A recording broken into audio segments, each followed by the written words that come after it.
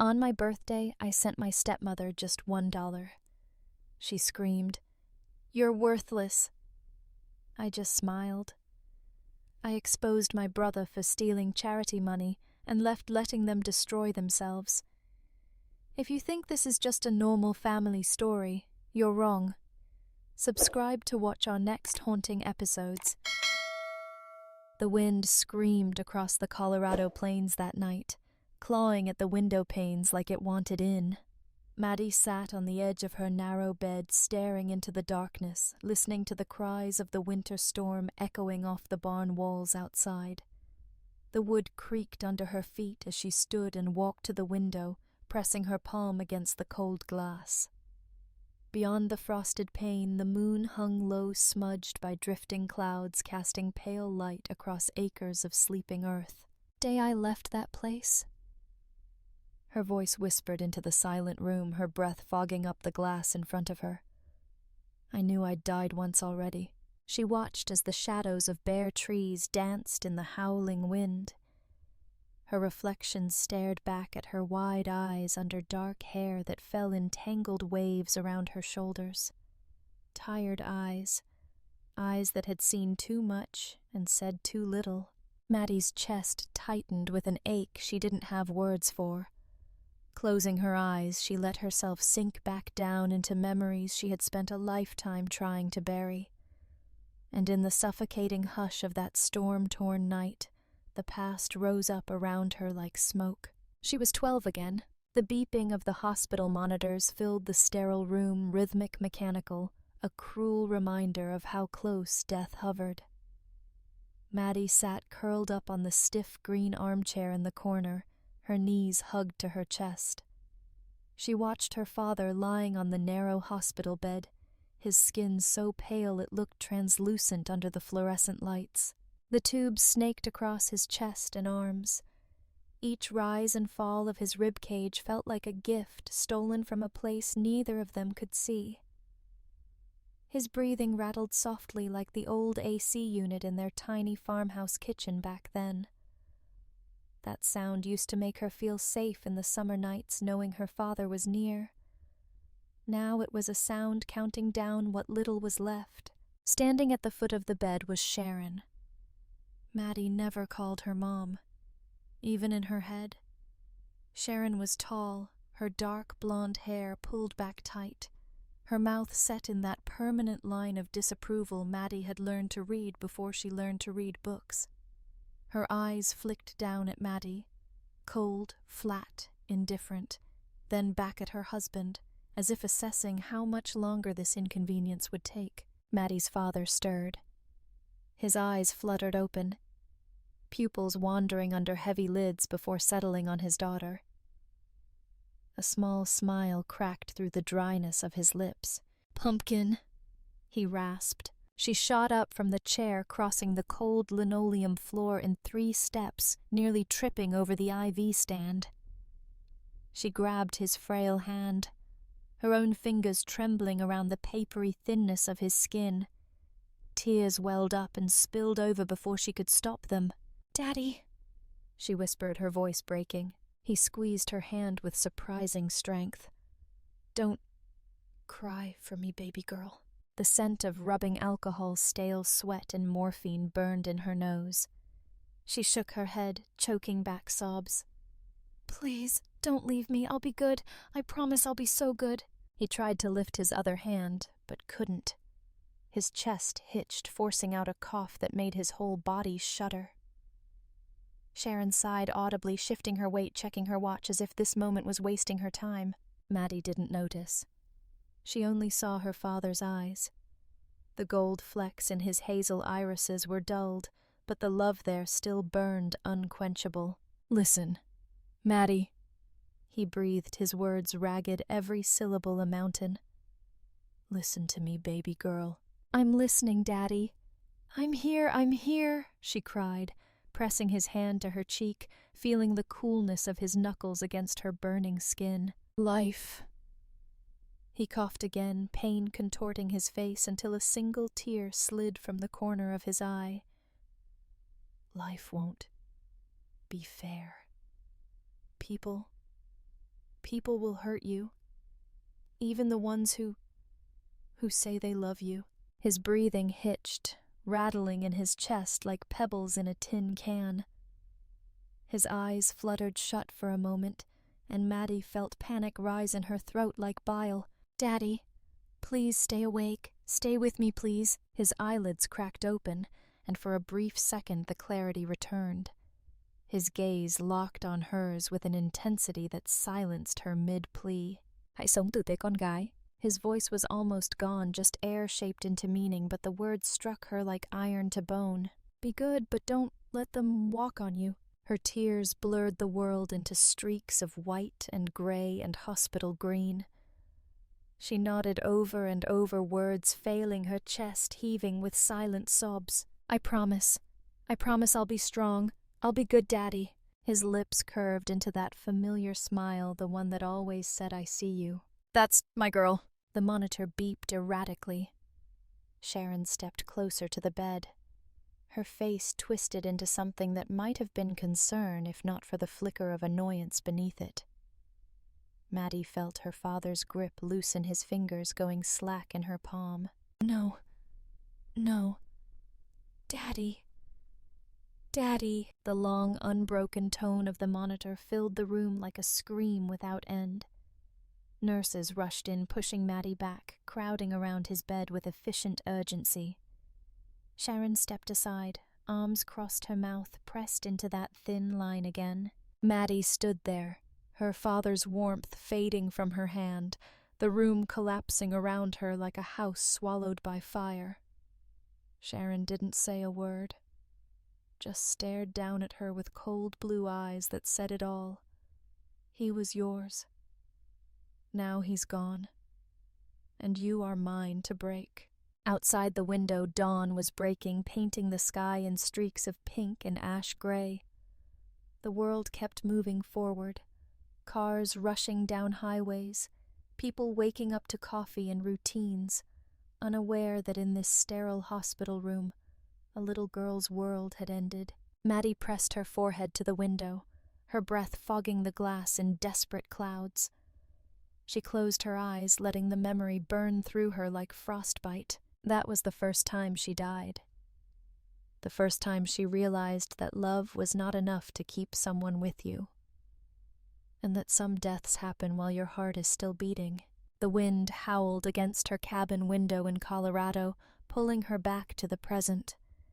She pulled away from the glass, wrapping her arms around her chest as if trying to hold herself together. "Ngày tôi rời khỏi đó," she whispered again, her voice barely carrying over the groaning walls, "tôi biết mình đã chết một lần." And in the dark quiet of that winter night, for the first time in years, Maddie let herself remember what it felt like to be 12 holding her father's hand, and realizing that no matter how tightly she gripped, some things slipped away anyway. The smell of burnt espresso and cheap industrial floor cleaner clung to Maddie's hair as she stepped off the late shift. The cafe windows glowed dimly behind her neon open sign, flickering as the manager locked the door from inside. Snowflakes drifted down, catching in her dark hair, melting into cold pinpricks on her scalp. She tightened the faded red scarf around her neck and shoved her hands into the pockets of her thrift store coat, feeling the crisp edges of her paycheck folded there. She didn't look at it. She already knew what it said. 42 hours this week with overtime for covering Amanda's shifts when her kid got sick. Tips were thin in winter, but Maddie didn't mind the extra work. As long as she stayed busy, the ache in her chest stayed quiet. She walked the 6 blocks home through silent streets lined with tired apartment buildings and sleeping cars buried under drifts of snow. Her boots leaked in the sole, soaking her socks with icy slush.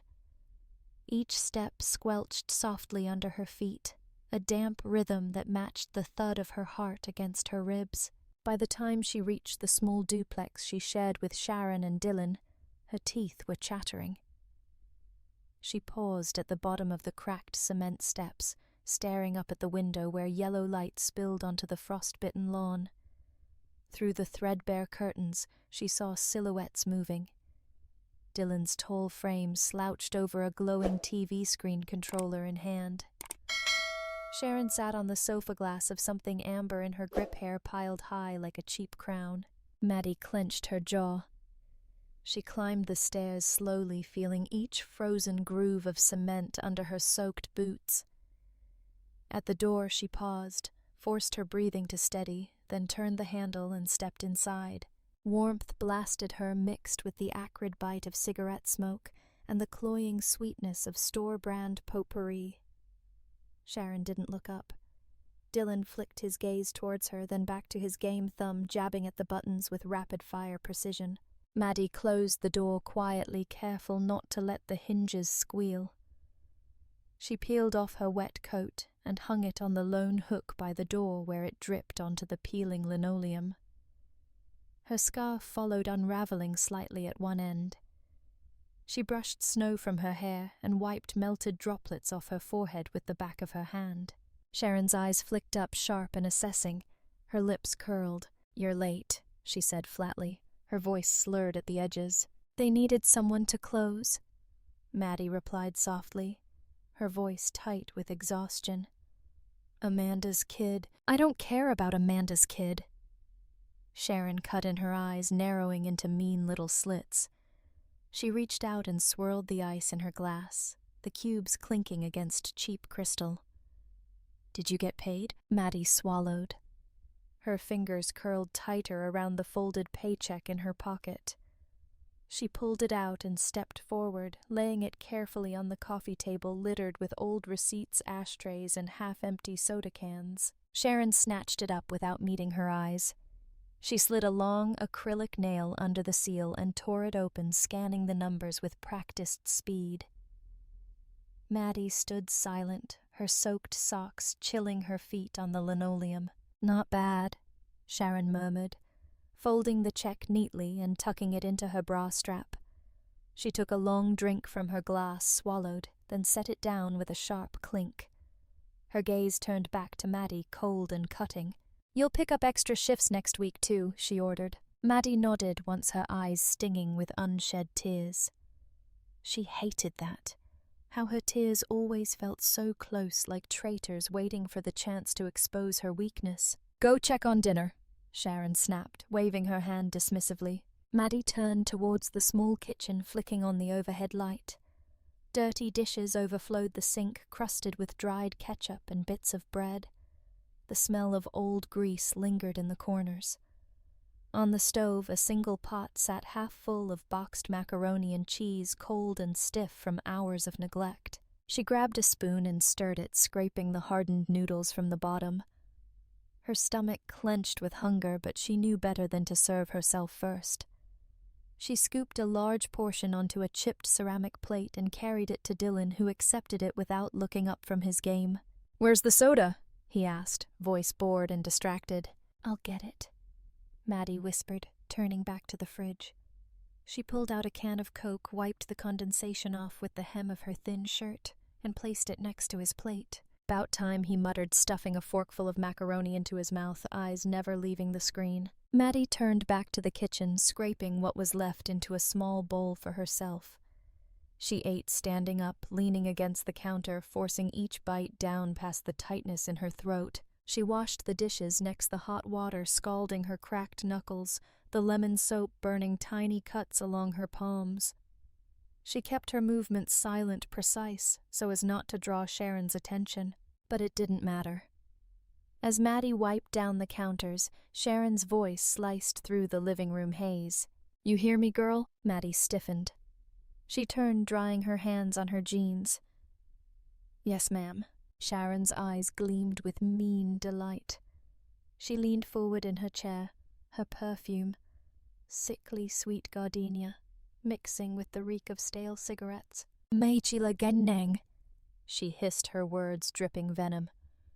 "If it weren't for your daddy's life insurance, I'd have kicked your useless ass to the curb a long time ago." Maddie felt the words hit her chest like a blunt blade. She pressed her lips together to keep them from trembling. She had heard this before in whispers, in drunken rages, in casual conversations, as if stating a fact about the weather. But tonight it felt heavier. maybe because she was tired. Maybe because she had no more room left to bury the hurt. She nodded once, blinking rapidly to clear her vision. Sharon snorted, leaning back with a satisfied smirk, and picked up her glass again. Dylan's laughter burst from the couch as his game character shot an enemy on screen. The apartment filled with the hollow echo of victory, but Maddie felt nothing but the cold certainty that this was her life. She finished cleaning the kitchen, turned off the light, and slipped down the narrow hallway to her room. The door didn't close all the way. The frame was warped from old water damage, but she didn't care. She sat down on the edge of her thin mattress, peeling off her wet socks, rubbing her aching feet. Outside, the snow continued to fall, blanketing the broken world in a softness it didn't deserve. Maddie pulled her knees to her chest, resting her forehead against them, the smell of burnt coffee and cheap macaroni clinging to her skin. She didn't cry. There were no tears left tonight. Only the steady pulsing thought beating in her mind like a hidden drum. One day I'll leave this place.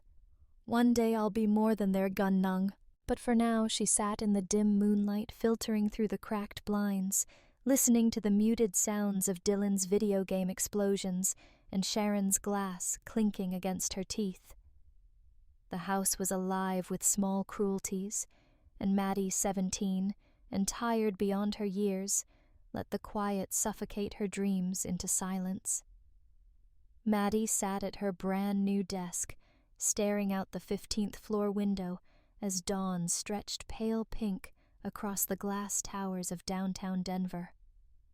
The city pulsed quietly below her, waking up in headlights and bus brakes and the faint thrum of life she had only ever watched from the edges.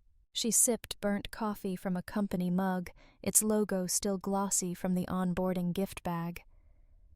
Around her, the open-plan office was a grid of standing desks and quiet focus broken only by the occasional clatter of a keyboard or hushed voice on a conference call. Maddie adjusted her navy blazer, smoothing invisible wrinkles across her chest. The fabric still felt alien on her skin, stiff and expensive. Her ID badge gleamed under the fluorescent lights. Madeline Carter, Jr., portfolio analyst. She let the name sit on her tongue for a moment, feeling the taste of it. Junior portfolio analyst. It wasn't a crown, but it was hers. Her father would have smiled. He always said she was smart enough to turn dirt into gold. She pressed her lips together, feeling the sting behind her eyes, and turned back to her screen. Rows of numbers glowed under her cursor, each cell representing something bigger than herself. Investments, futures, risk calculations that she was finally being trusted to interpret. By 6 that evening, the office emptied, leaving only the distant hum of cleaning staff down the hall and the muted ticking of the HVAC ducts above. Maddie powered down her laptop, gathered her folders into her tote bag, and walked out into the crisp September night. She paused outside the office building, staring up at its mirrored facade. For the first time in her life, no one was waiting for her to come home. She breathed in the cold mountain air, tasting freedom in the hint of pine carried on the breeze. Her new apartment was small but clean, with beige carpeting and a balcony that overlooked a parking lot lit by flickering sodium lamps. She carried in her single cardboard box of belongings, setting it down beside the rented mattress on the floor. The silence felt vast. She peeled off her blazer and changed into sweatpants and a faded t-shirt with a cracked logo from her college volunteer club. Hair unbound, bare feet against the carpet, she felt light, like someone floating just above the ground, untethered at last. She made ramen in the tiny kitchenette, stirring the noodles slowly, steam rising to fog her glasses. She didn't care. She sat cross-legged on the mattress, eating straight from the pot phone cradled beside her thigh, playing an old voicemail from her economics professor, congratulating her on graduating summa cum laude. She'd saved it for nights like this. Nights when the loneliness slipped under the door like winter draft. When the pot was empty, she rinsed it out, folded the cardboard box flat and stacked her 3 books: The Intelligent Investor, Little Women, and the collected poems of Sylvia Plath, on the windowsill. She plugged in her phone, set the alarm for 5:30 a.m., and lay down staring at the textured ceiling, feeling the entire world spread out before her like an untouched page. At midnight her phone rang. The shrill buzz split the silence, rattling against the empty ceramic bowl on the floor. Maddie jolted upright, heart hammering against her ribs. The screen glowed with an unsaved number from her hometown's area code. For a moment, she just stared, thumb hovering over the accept button, dread pooling cold in her stomach. She knew. Even before she answered, she knew. "Hello?" Her voice cracked from sleep. A burst of noise. Shouting, muffled static, someone coughing. Then Sharon's voice slurred and frantic. "Maddie. Maddie, Jesus, finally." Maddie sat up straighter, pulling the phone away to check the time. 12:04 a.m. "What is it?" she asked, her throat tightening around the words. "It's Dylan. God damn it, it's Dylan. He's been arrested." Maddie's chest squeezed tight, her lungs suddenly too small for air. She closed her eyes, pressing her thumb and forefinger against the bridge of her nose, for what she asked quietly. "Gambling. Illegal poker game got raided tonight. They're saying he owes $5,000 to some guy named Rico. They're gonna kill him if he doesn't pay up Maddie. They're gonna break his legs or worse." The words spilled out fast, thick with panic and accusation. Maddie felt them wash over her, each syllable slamming into her chest like a wave against stone. She swallowed, her mouth dry as ash. "Where are you right now?" she asked. "At home, waiting for your call back. The bail bondsman said it's $3,000 to get him out tonight." $3,000, Maddie. I don't have it. You know that. I used what was left of your last check to pay rent." Maddie flinched. Her pulse roared in her ears, drowning out the hum of her refrigerator, the faint traffic outside. She looked around her apartment. The ramen pot still dripping in the sink, the mattress on the floor, the empty cardboard box folded neatly in the corner. $3,000 was rent and groceries for the next 2 months.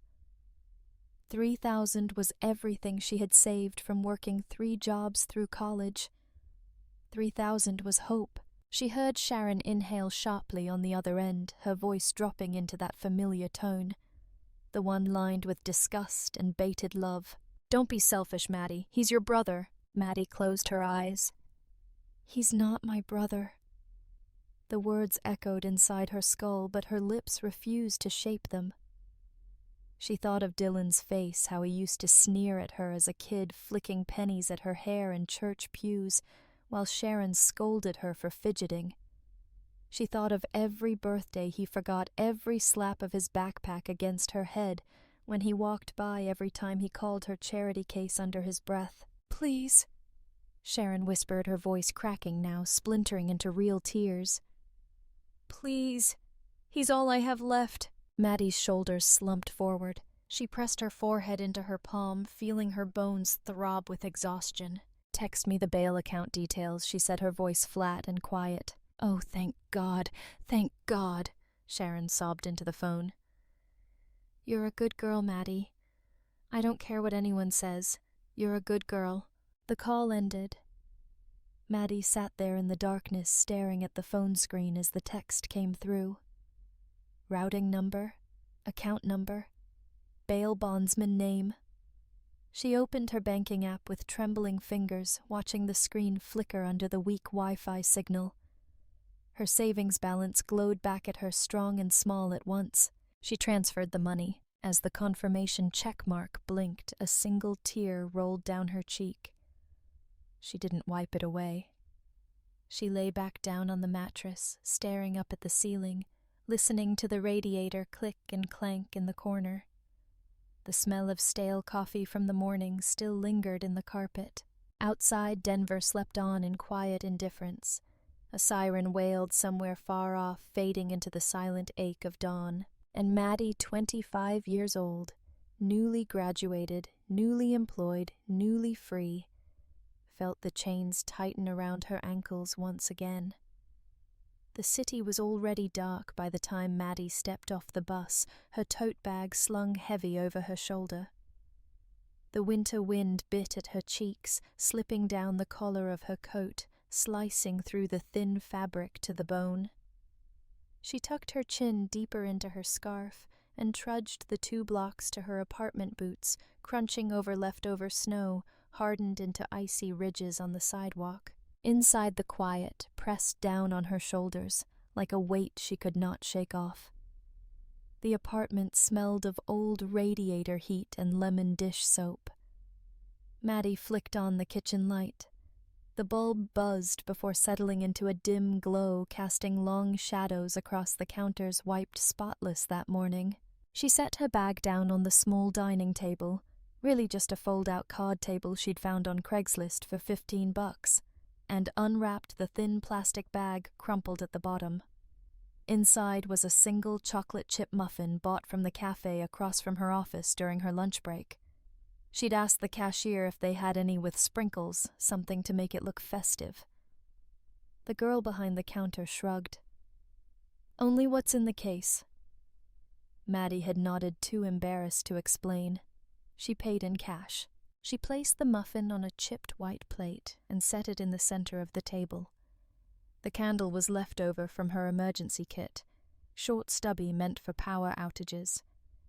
She pressed it into the muffin top and lit it with the cheap plastic lighter she kept in the junk drawer. The flame flickered weakly, casting trembling golden light onto the surrounding shadows. The clock on the microwave blinked 8:03 p.m. She was officially 29 years old. Maddie pulled out her phone and checked the family group chat. At the top was the name her mother had chosen years ago, the real Carters. She scrolled up through old photos, Dylan's college acceptance letter, Sharon's birthday dinner 2 years ago, a blurry shot of their living room Christmas tree with Maddie's gifts, noticeably absent from the floor beneath it. She thumbed down to today. Nothing, no message, no emoji, no happy birthday, no acknowledgement she even existed. She swallowed past the growing lump in her throat. Maybe they forgot. Maybe they'd call tomorrow. Her birthday always seemed to slip their minds until a day or 2 later when Sharon would send a breezy text, "Hope you had a good one," as if it was just any other day, as if the knowledge that you were wanted in this world didn't matter, didn't keep a person alive. She locked the screen and set the phone down beside the candle. The flames sputtered slightly in the draft slipping under the apartment window. She pulled her sweater tighter around her and sat down in the wobbly metal chair, folding her hands in her lap. The shadows of her fingers stretched long across the tablecloth, grey and skeletal. The phone buzzed. She jolted hope sparking in her chest so suddenly it hurt. She grabbed it, swiping open the notification with trembling fingers. It was a photo from Sharon. Maddie's breath caught in her throat as the image loaded Dylan grinning, wide arms slung around Sharon's shoulders. They sat at a crowded restaurant table, plates of sizzling steak and glistening pasta spread out in front of them. Dylan raised a frosted mug of beer towards the camera, mid-toast, his smile smug and easy. Sharon beamed under his arm, her blonde hair curled perfectly, eyes bright with pride. Underneath the photo was a single caption, "Family dinner with my real family." Maddie felt the blood drain from her face. Her fingers went cold around the phone. The walls of her apartment seemed to tilt slightly, the cheap blinds rattling in the winter wind outside. Real family. She let the words echo in her head, each syllable a tiny hammer pounding into her temples. Real family. As if she was some stray cat they'd taken in out of pity and inconvenience tolerated only for her usefulness.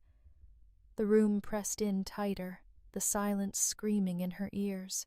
The candle flame wavered and went out. Smoke curled up into the dim kitchen light, carrying the faint, bitter scent of burnt wax. Her hands shook as she set the phone down. Tears spilled over before she could stop them, hot and silent, dripping onto the tablecloth in uneven, dark spots. She clapped a hand over her mouth to hold in the sob that clawed up her throat. The sound of her own grief scared her, raw and uncontained like an animal ripping at its cage. She bent forward, forehead pressed against the cool metal edge of the table shoulders, trembling with each ragged breath. She stayed like that for a long time, listening to the refrigerator hum, the pipes groan in the walls, the faint rush of traffic on the street below. Life outside her window kept moving forward, indifferent and unstoppable. When the tears slowed, she sat back up. Her face felt raw, her eyes swollen. She reached out and relit the candle. The tiny flame flickered back to life, dancing alone atop the muffin. She wiped her cheeks with the sleeve of her sweater, took a shuddering breath, and whispered into the quiet, "Happy birthday, Maddie." Her voice sounded small in the empty kitchen, swallowed by the humming fridge and rattling window panes. She picked up the muffin, tore off a piece, and popped it into her mouth. The chocolate chips were stale, the crumb dry and cloying against her tongue. She chewed slowly, blinking through the blur of tears that refused to stop falling.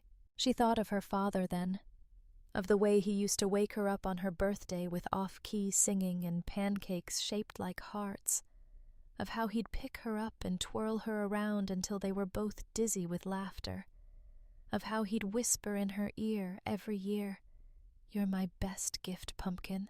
The memory gutted her with its gentleness. She clutched it close to her chest, feeling its warmth flicker against the cold emptiness blooming there. Outside, snow began to fall again, soft and silent against the glass. The world beyond her window blurred into streaks of white and yellow as streetlights caught the drifting flakes. Maddie sat alone at her fold-out table, staring at the trembling candle flame, feeling the weight of her aloneness settle deep into her bones. She finished the muffin in small, careful bites, chewing each one until it dissolved into bland nothingness. When she was done, she blew out the candle and watched the smoke curl up into the shadows. She carried the plate to the sink and rinsed it clean. She washed the cup she'd left from her morning coffee, wiped down the counter, straightened the salt and pepper shakers. Her movements were precise, controlled the only way to keep from shaking apart completely. When everything was in its place, she turned off the kitchen light and stood in the darkness, staring out the window at the falling snow. Her reflection looked back at her, pale, hollow-eyed, a ghost flickering behind the glass. She pressed her palm flat against the window, feeling the cold bite into her skin. The ache in her chest pulsed with quiet despair.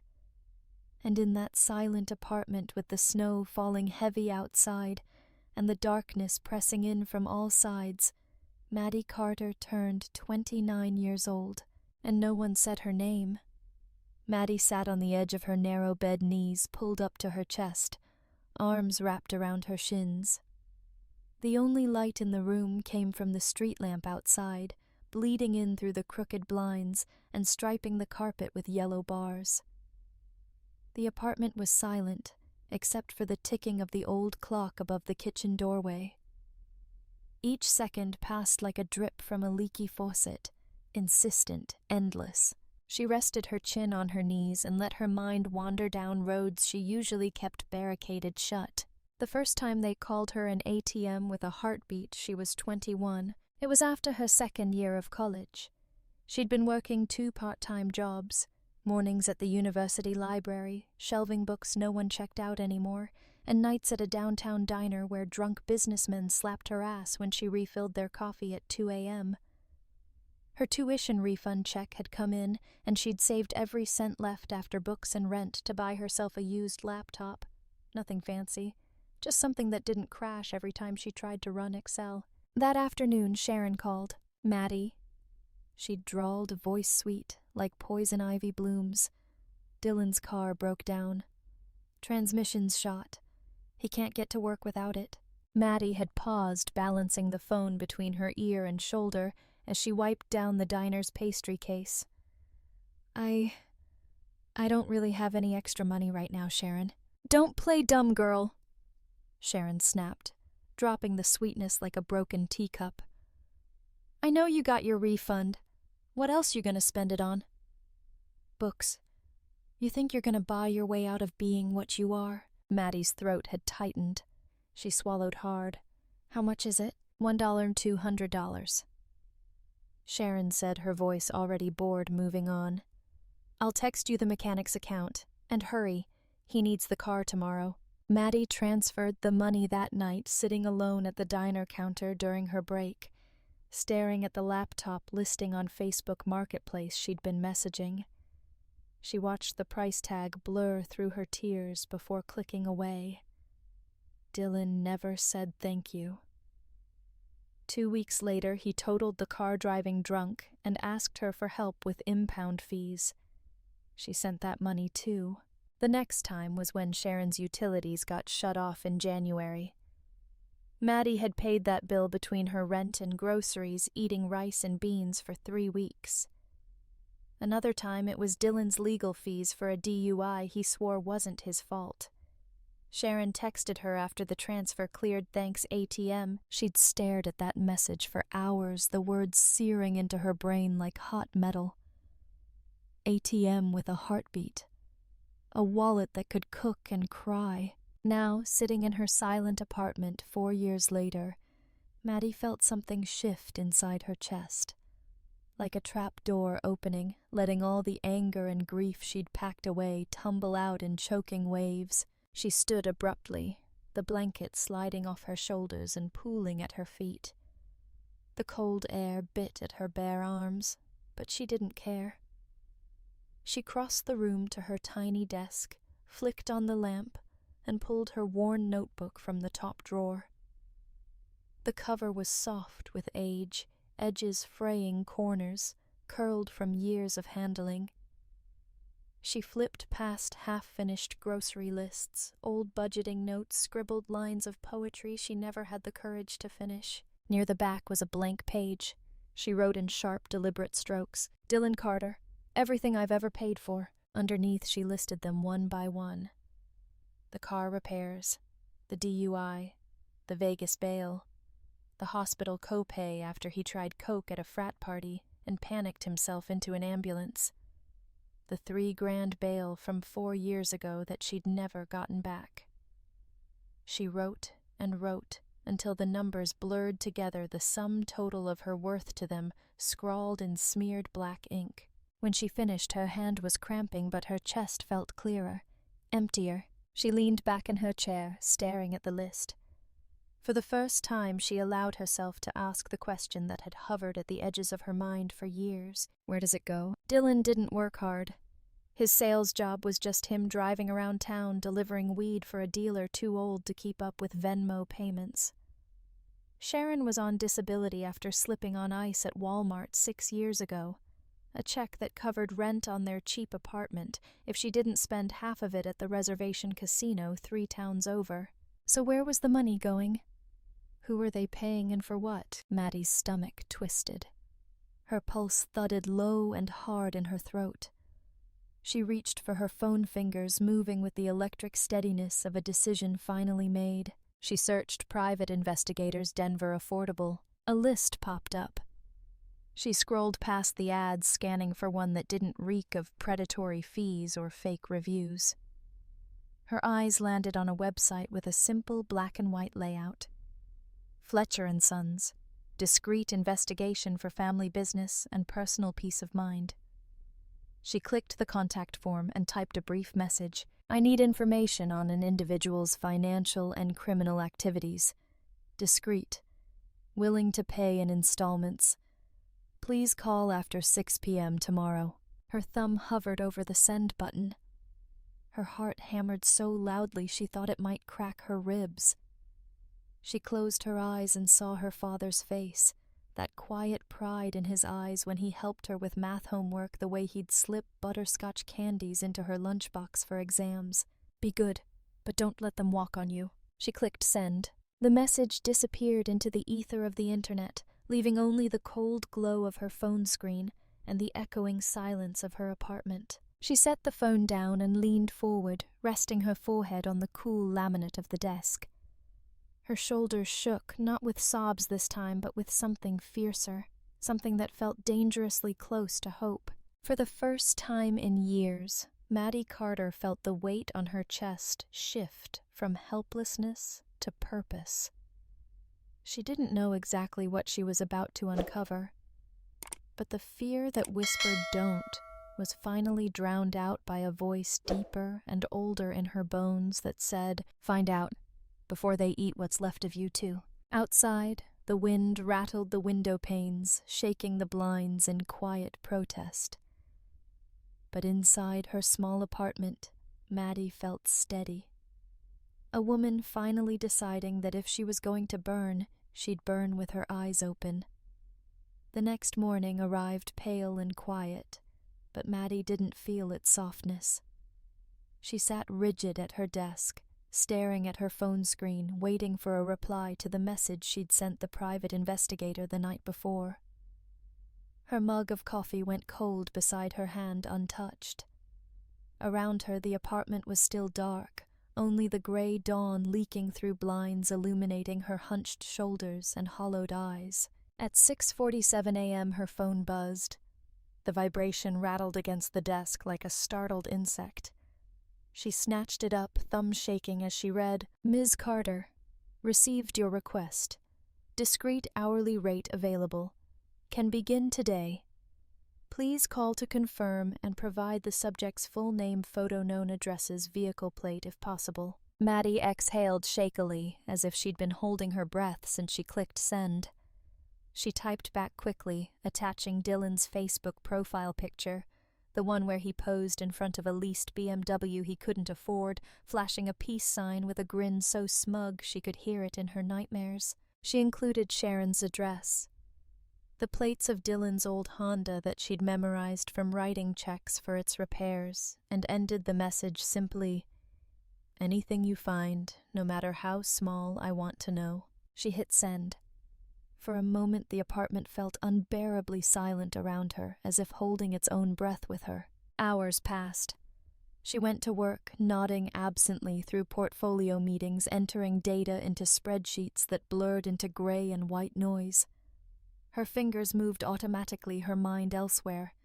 In smoky bars she'd never been allowed into, in back alleys, where deals were whispered in phone conversations she imagined happening in her mother's cluttered living room under the yellowed painting of a winter barn scene her father once loved. At 5:16 p.m. her phone vibrated under the conference table. Her stomach clenched tight. She didn't check it until she was safely back in her car, parked 3 blocks from her apartment, where the streetlights flickered with lazy indifference. She sat in the driver's seat engine, off breath, fogging the windshield in the early dusk. The message was from the PI, video attached. Taken at 2:33 p.m. today. Subject met unidentified male at Rosie's Bar and Grill. Money exchanged. Will continue surveillance tomorrow. More to follow. Below was a file icon. Maddie's thumb hovered over it, her pulse loud in her temples. She tapped. The screen filled with grainy footage from across the street, timestamp glowing faint in the bottom corner. Rosie's Bar and Grill. Its sign missing the I in grill, so it just read GRLL, looked tired even in daylight. The window was grimy, streaked with road dust. Through the glass she saw him, Dylan, sitting at a table near the window head, tipped forward in fake attentiveness. Across from him sat a man she didn't recognize. Thick shoulders, bald head, neck tattoo curling up under his left ear. The man slid a fat, white envelope across the table. Dylan's grin spread slow and oily as he picked it up, flipped through the bills casually before tucking it into the inside pocket of his cheap blazer. He leaned back in his chair, shoulders, loose confidence radiating off him like rot.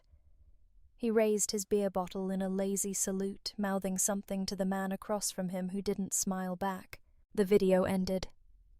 Maddie sat staring at the frozen final frame. Dylan's smirk halfway formed the envelope of cash disappearing into his jacket.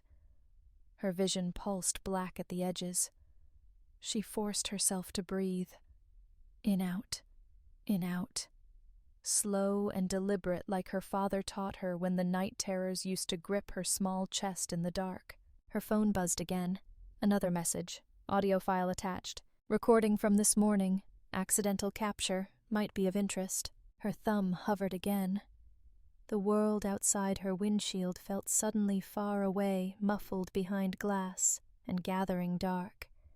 She pressed play. At first there was only static, the rustle of fabric footsteps echoing on hollow floors. Then voices emerged, faint but clear enough. Sharon. So don't go flashing it around Dylan. Jesus, use your damn head. His laugh grated through the speakers. Relax, Ma. I got this. Rico's paid off. Once the next payment clears, I'll be done with him. Where'd you get it anyway? Sharon's voice was suspicious, edged with curiosity. Where do you think Dylan snorted? Maddie, obviously. Girl doesn't even ask questions anymore. Just sends it. She thinks it's all for bail or medical bills or some other bullshit. Sharon laughed, then short and sharp like glass breaking. That girl, she's so goddamn stupid. Always has been. ATM with a heartbeat, that's all she is. Maddie flinched as if slapped. The recording continued, every word slicing deeper. Don't worry, Dylan said, his voice curling into a sneer.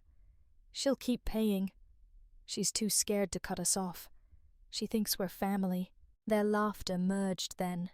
Two voices soaked in poison echoing off unseen walls. The recording ended with the scrape of a chair and footsteps fading away. Maddie sat frozen in the driver's seat. The phone screen dimmed and went black, reflecting her face in the faint glow of the streetlight. She didn't recognize the woman staring back at her. Hollow eyes, pale skin, mouth trembling not with grief, but with something darker, something that tasted like rust and ash. She pressed the phone to her chest and closed her eyes. For so long she had told herself that giving was strength, that sacrifice was the highest form of love, that maybe if she poured out enough of herself they would notice, they would remember who she was. But the truth crashed down on her like an avalanche, unstoppable, burying everything she thought she knew. They didn't love her. They didn't even see her. They saw a wallet, a bank transfer, an endless well to drain until dry. The tears didn't come this time. Only a strange, eerie calm settled into her bones. Her breath slowed. Her chest rose and fell in measured cadence. She opened her eyes and stared out the windshield at the night swallowing the street. She knew what she had to do next. The truth was ugly, but it was hers now, and she would carry it like a blade in the dark. The apartment was silent, except for the muted hum of her laptop as it woke from sleep. Maddie sat at the kitchen table, legs tucked under her, the edges of her worn pajama pants brushing the vinyl chair seat.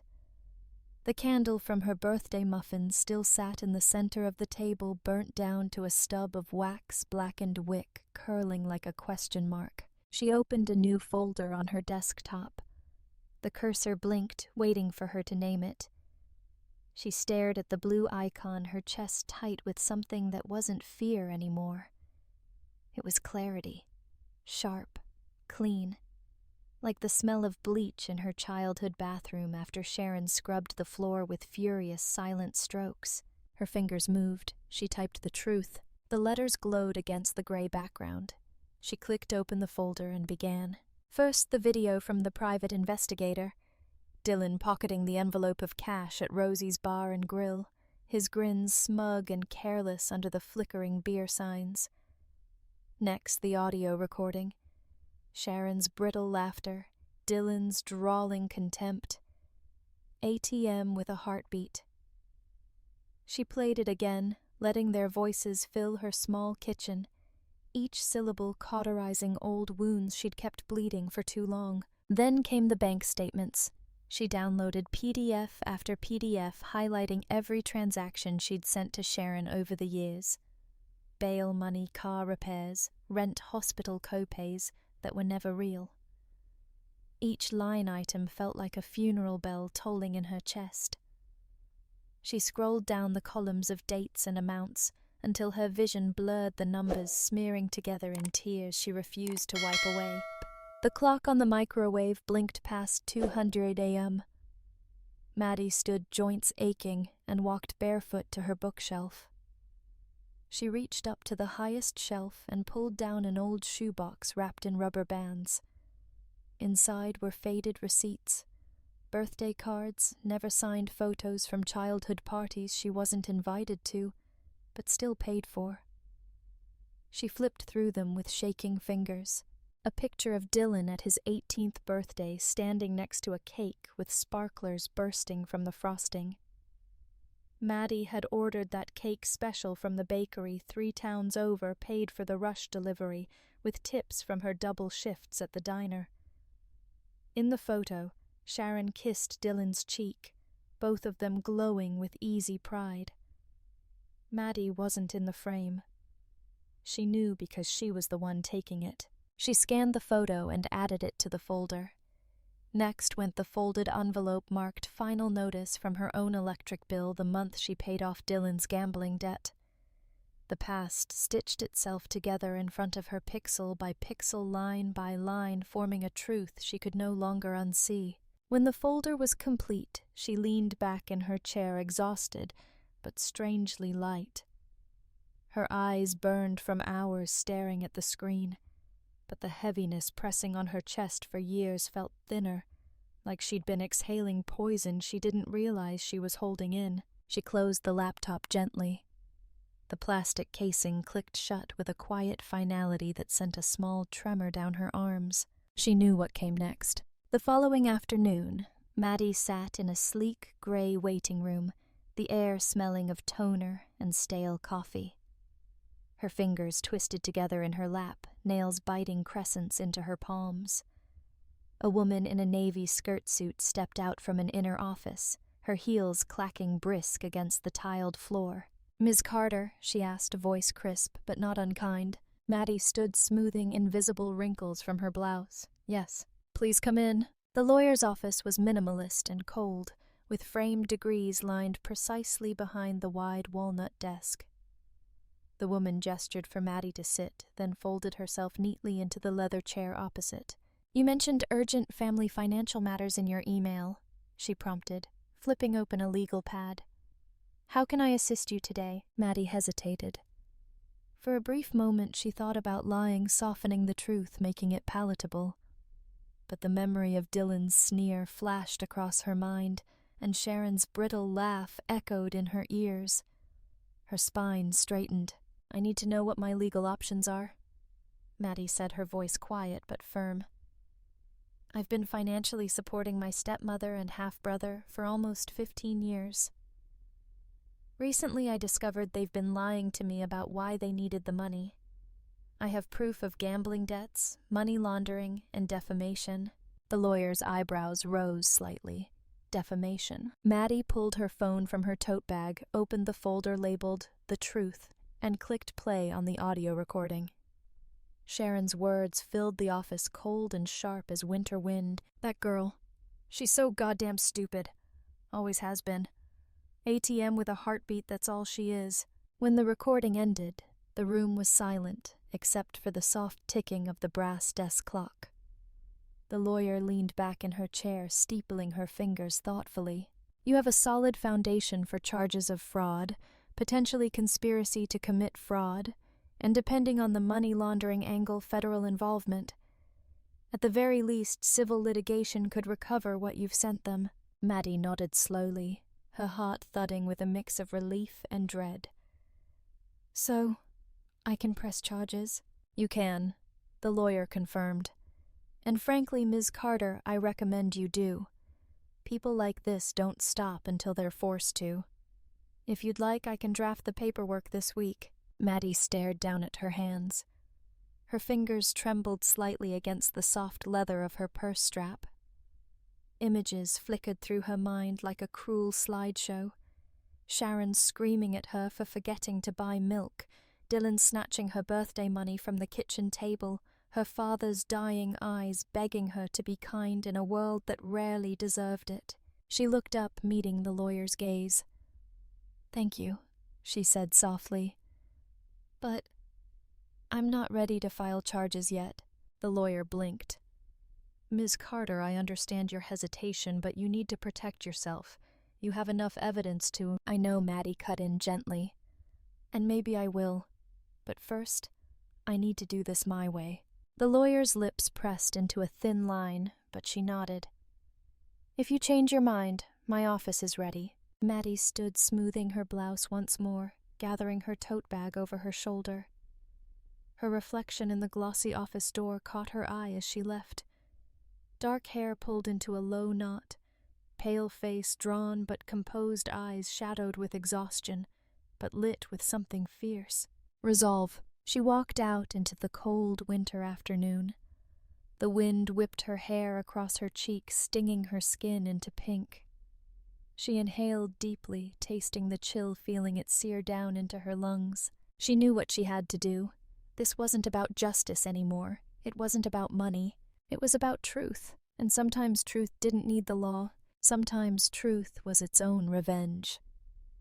The conference room buzzed with low conversation, the clinking of porcelain cups against saucers punctuating the hum like tiny cymbals. Tall windows lined the east wall, morning sun pouring in to illuminate the long polished table of walnut and steel.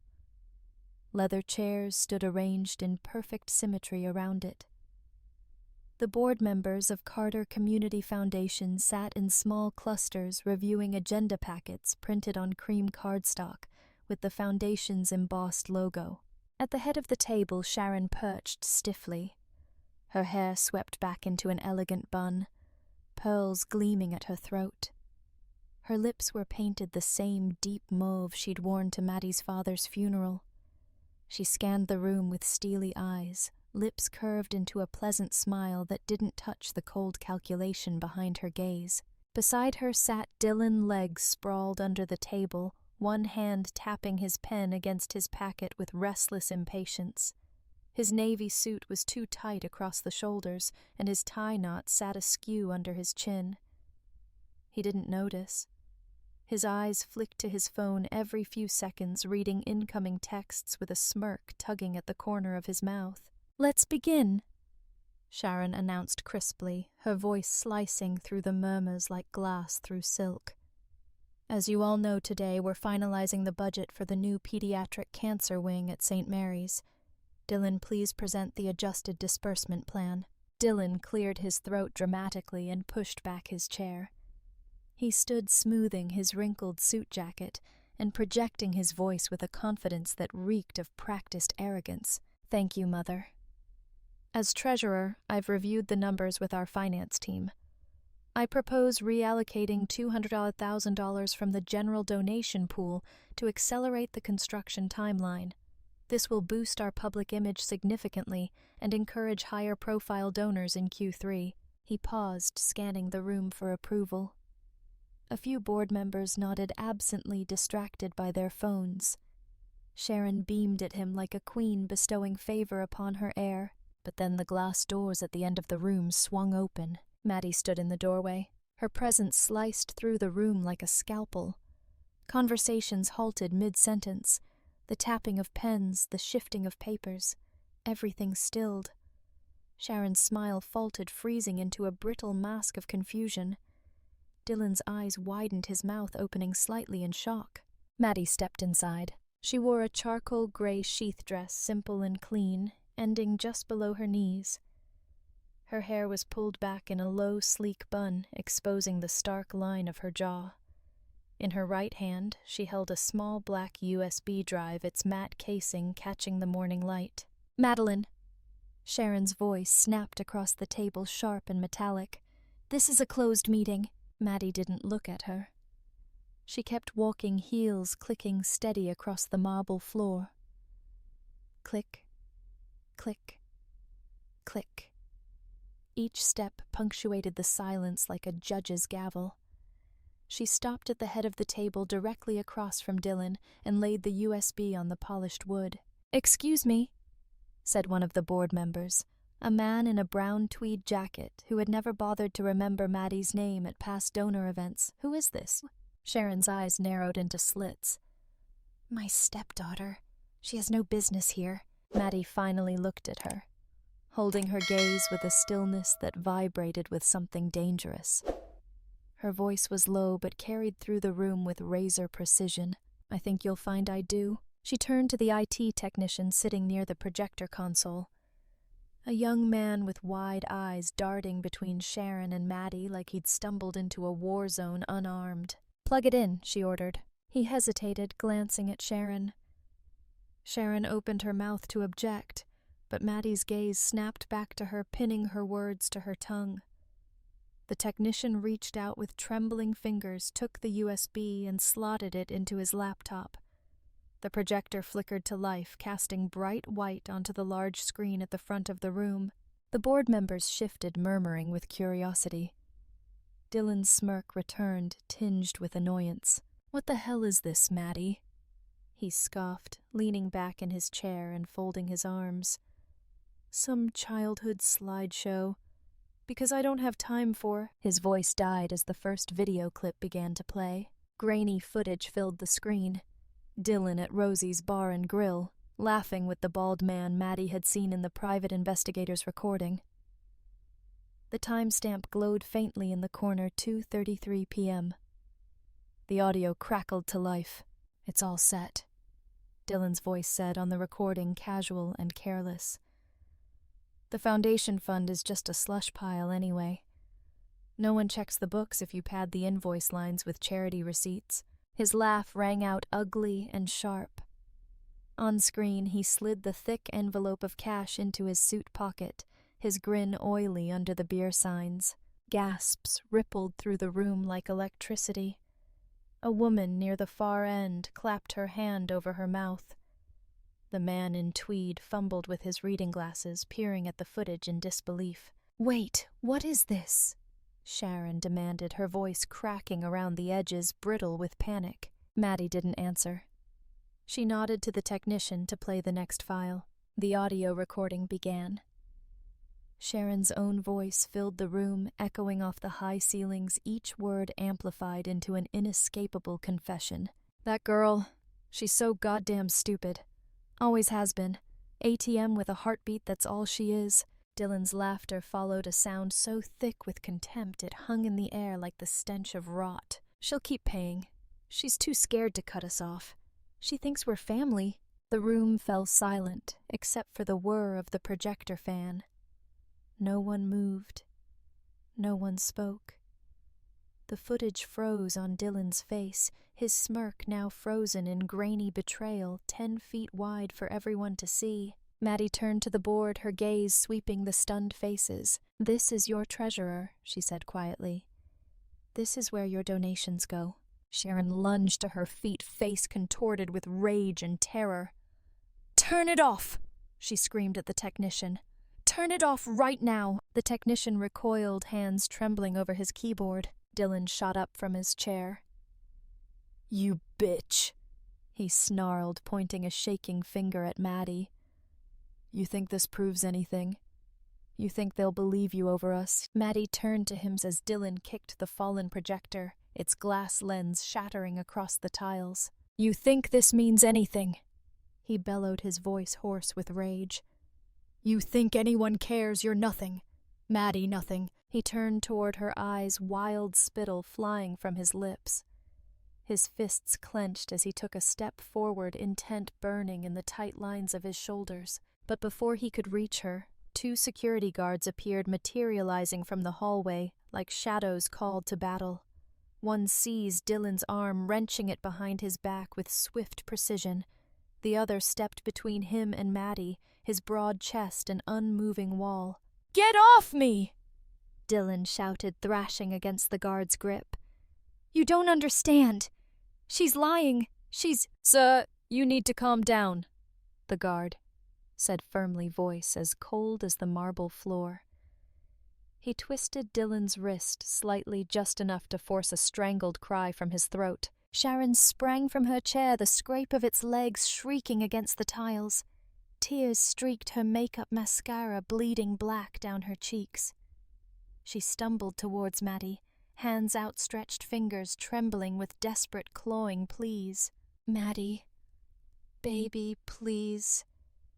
Her voice cracked, the sweet faux affection clashing with the raw panic clawing through her tone. "Please don't do this. We can fix this. I swear to God we can fix this." Maddie watched her approach the room, closing in around them, silent witnesses to the family's final unraveling. Sharon fell to her knees on the glossy marble, the pearls at her neck clacking together as she grasped at Maddie's hands. "Please, sweetheart," she sobbed, squeezing Maddie's fingers so tightly her knuckles burned. "I'll pay it all back, every cent. I'll sell the house. I'll do whatever you want. Just please don't ruin your brother. Don't ruin us." The board members sat frozen in their leather chairs, eyes darting between mother and daughter, between the shaking ruin of Dylan and the cold resolve in Maddie's gaze. For a moment, Maddie let herself feel it, the pull of that old instinct to kneel to comfort, to forgive what was never sorry. Her throat tightened with the memory of 1,000 nights spent praying for this woman's love of empty birthdays and silent holidays, where her only gift was continued survival. She looked down at Sharon's mascara-smeared face, the lines etched deep around her mouth, the trembling lips that had once told Maddie she was worthless with such casual cruelty it branded her for decades. "Please," Sharon whispered again, her voice a rasping ruin. "We're your family." Maddie inhaled slowly. The scent of the room pressed down on her, expensive perfume, burnt coffee, old paper, and terror. She gently pulled her hands free from Sharon's grip. The older woman's fingers closed around empty air, grasping at nothing. Maddie bent down slightly so their eyes were level. Her voice was soft, almost kind, but it cut through Sharon's whimpering like a scalpel through flesh. "I don't need anything from you," she whispered, her words steady as iron. "Not your money, not your apologies, not your love." Sharon's mouth quivered, her eyes searching Maddie's face for any flicker of mercy. Maddie tilted her head, her gaze clear, unwavering, glowing with the light of a woman who had finally buried every lie. "Live with what you've done," she said quietly. "Live with knowing I walked away and never looked back." For a moment, time stopped. Sharon's tears fell in silent trails down her wrinkled cheeks. Dylan sagged between the security guards, chest heaving, his rage hollowing out into stunned disbelief. Maddie straightened. Her spine felt tall, her feet steady against the cold marble. She turned without another word, her heels clicking steadily towards the wide glass doors. No one moved to stop her. No one dared. As she reached the exit, she paused. The sun streaming through the windows bathed her in gold, her silhouette stark against the winter-bright sky beyond. She glanced over her shoulder, taking in the scene. Dylan pinned between guards, Sharon collapsed on the floor, sobbing, the board members shifting uncomfortably in their leather chairs. "Meeting's adjourned," she said softly, and then she stepped into the hall, leaving behind the only family that had ever taught her how to be empty, and walking into the life she would finally claim as her own. Maddie sat alone in her apartment, the early morning light creeping in through thin blinds, striping the faded carpet with pale gold. Her laptop glowed on the kitchen table, casting her tired face in blue-white light. Her finger hovered over the touchpad, trembling slightly. On the screen was the email draft to her lawyer. Subject line: withdrawal of charges. Dylan Carter. Her cursor blinked at the end of the final sentence. "Effective immediately, I am instructing you to withdraw all criminal filings against both parties. Please proceed with finalizing the transfer of my ownership shares." She read it again slowly, tasting each word like an unfamiliar language. Her chest ached with a tight, silent throb. She thought letting go would feel like triumph, a thunderclap of righteous victory. Instead, It felt like quietly laying down a burden she never asked to carry. She clicked send. A small notification popped up. Message sent at 5:17 a.m. For a moment she sat frozen, staring at the tiny envelope icon, as if it might dissolve under her gaze. But it remained stark and unblinking, confirming what she'd just done. She closed her eyes, exhaled. The air felt cold in her lungs. The next email was to HR at Carter Community Foundation. She drafted her resignation in less than 10 minutes. No emotional flourishes. No last pleas for dignity. Just the facts. Effective immediately. Resignation irrevocable. Transfer all equity payments to the personal routing number attached. She attached the completed documents for the sale of her remaining shares. 32% ownership liquidated in a single clean transaction to a silent partner who had been circling the board for months. The money would clear within days. Enough to build a new life twice over. Enough to burn bridges she never planned to cross again. When it was done, she sat back, feeling the ache in her spine radiate down through her ribcage. Her phone vibrated on the table. Unknown number. She ignored it. Another vibration. Then another. She flipped it over, face down on the table, silencing the metallic buzz against the formica. She stood the chair, scraping softly against the linoleum. Her knees popped as she stretched the tendons tight with fatigue. Around her, the small apartment felt hollow. Clean dishes stacked by the sink, folded blankets on the arm of the couch. Everything in its place, ready for the next tenant to step into her life and wonder who she'd been. She walked to the window and pulled aside the blinds.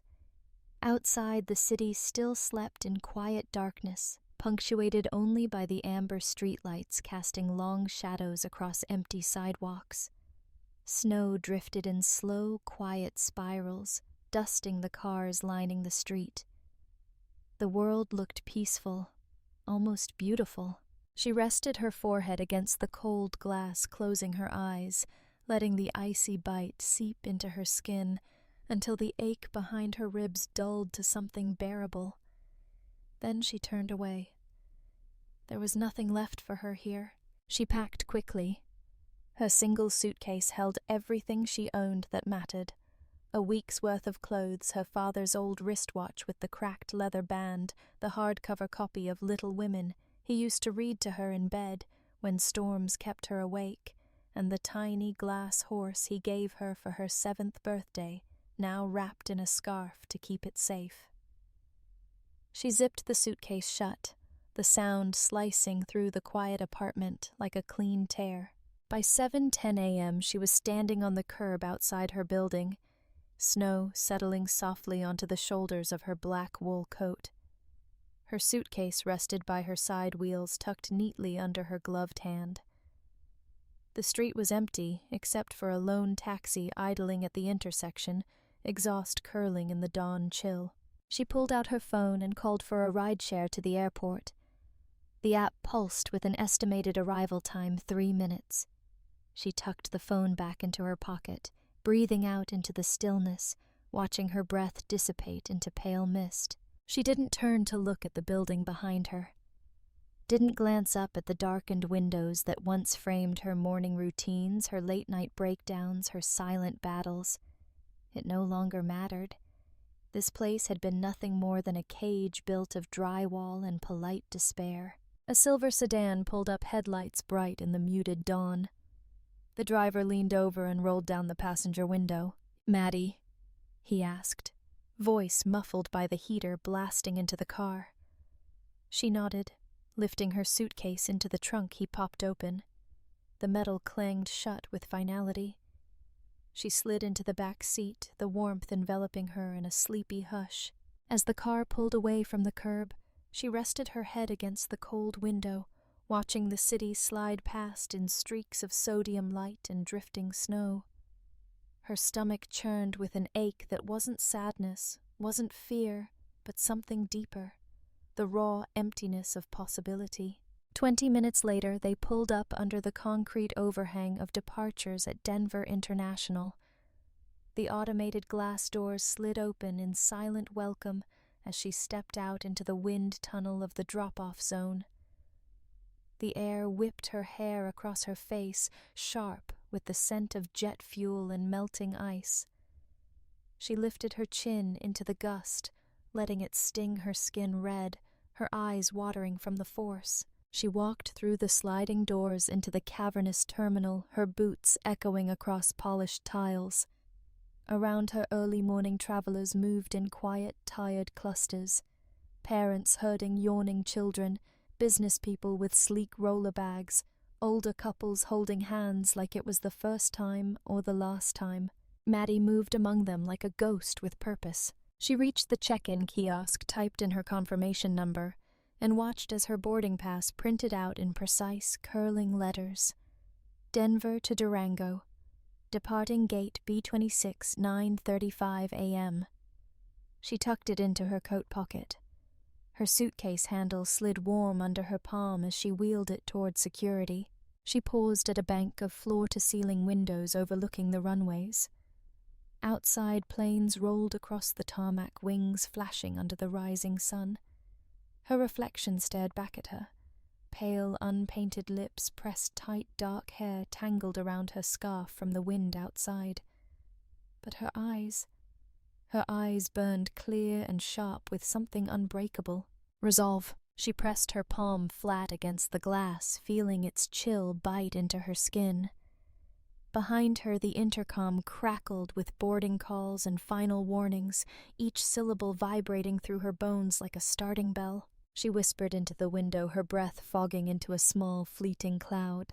Goodbye. Then she turned and walked away, her boots silent against the wide, gleaming floor, the horizon opening before her with every steady, unwavering step. Maddie stepped off the Greyhound bus onto the cracked asphalt parking lot of a small rural station. The cold morning air bit at her face, crisp and sharp with the scent of pine and faint wood smoke. In the distance, the Rockies rose silent and blue-gray, their snow-capped peaks catching the dawn light like sleeping giants stirring under pale blankets. She pulled her suitcase behind her, its wheels rattling over gravel and frozen mud as she walked towards the pickup truck idling at the curb. The realtor, a woman in her late 50s wearing a thick cream sweater under a worn Carhartt vest, stepped out and gave Maddie a small nod. "You Maddie Carter?" she asked, her voice lined with early winter roughness. Maddie nodded. "Paperwork's ready for final signatures. I left 'em in the kitchen for you to review." She jerked her chin towards the truck. "You ready to see it?" Maddie hesitated, letting her gaze drift down the quiet street. Only a handful of pickup trucks lined the curb, dusted with fresh frost, their windows reflecting the pale sunrise. It was so still here. No honking horns, no hum of freeways in the distance. Just the low rumble of the truck engine, the whisper of pine branches above. "Yes," she said softly.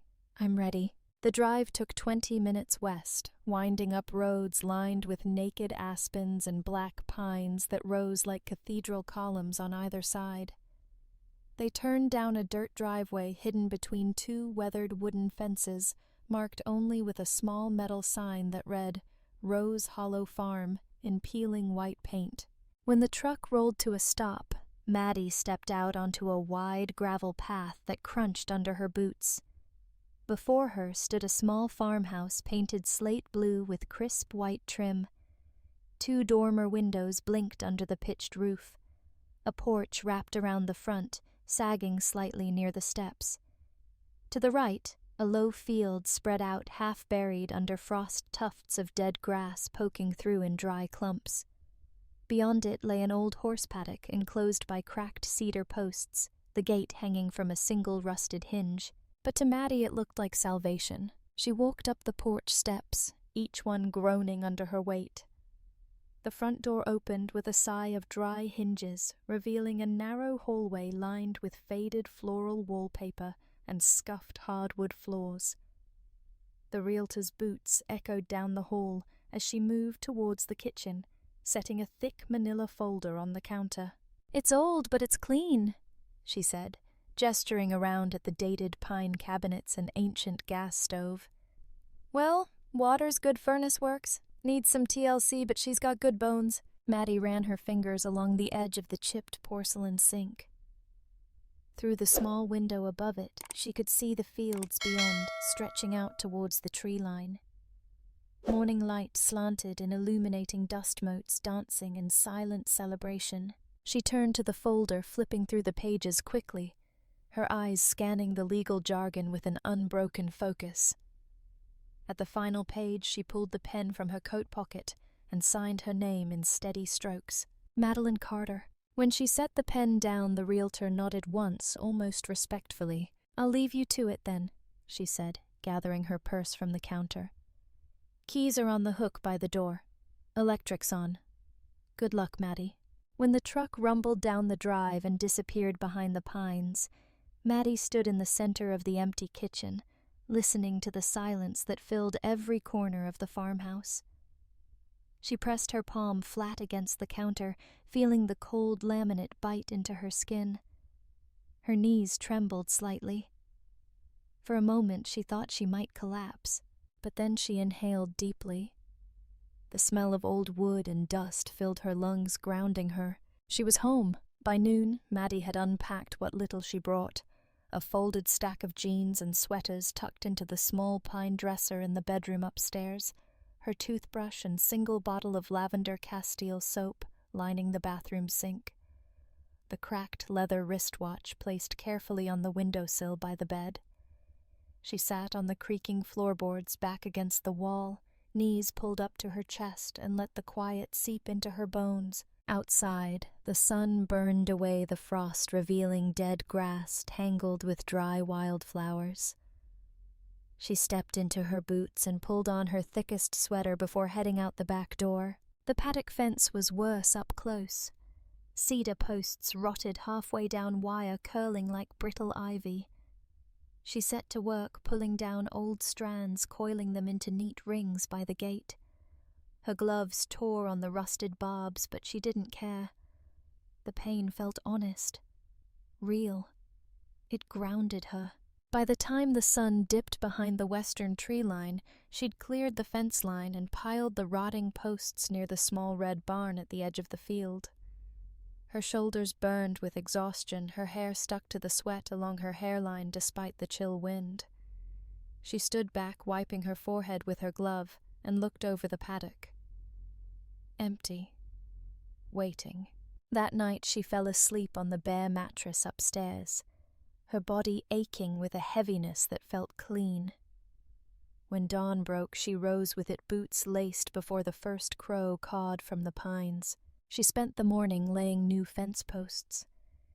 Each thunk of her sledgehammer drove wood deep into earth hardened with old frost.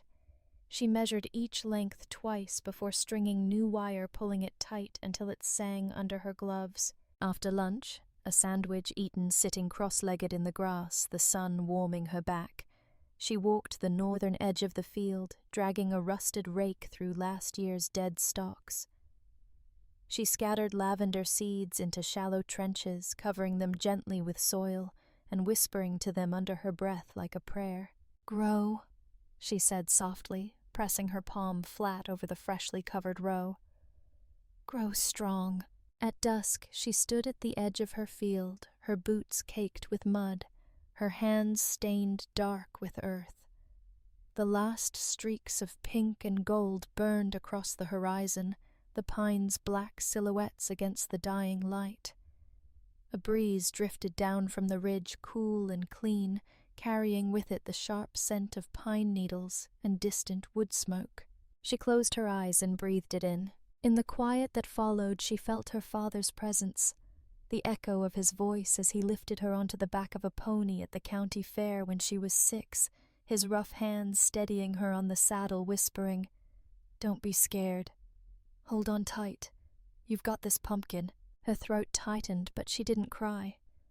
She opened her eyes and looked out across the paddock, the rows of lavender seeds tucked safely in their beds, the new fence standing strong against the twilight. For the first time in her life, Maddie Carter wasn't someone's burden. She wasn't an ATM with a heartbeat.